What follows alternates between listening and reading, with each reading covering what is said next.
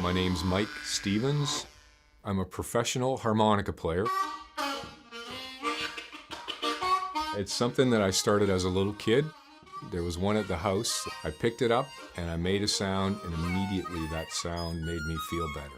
It's a long story, but eventually I ended up on the Grand Ole Opry, and all of a sudden I was a famous bluegrass harmonica player.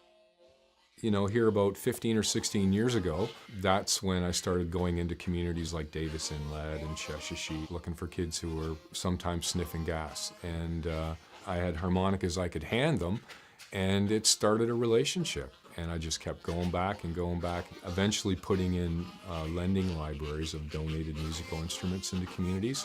Formed it into an organization called ArtsCan Circle, full of wonderful musicians and artists who don't get paid, and they just, you know, help teach guitar, and we put in recording studios so, you know, kids can capture elder stories, and basically just trying to give them a voice.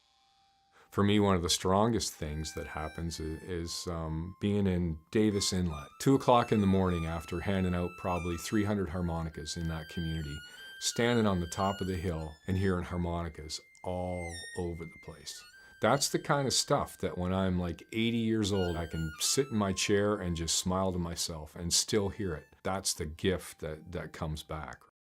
The goose, they hustle and thrive, we try to enjoy our happy lives, and we won't die if we keep on seeking and hoping. Our culture will keep on rising, nature is our freedom, future is our wisdom. We are hunters of hope, and we'll keep on hunting. We ain't gonna smoke up, nope, we'll show the world that culture is powerful.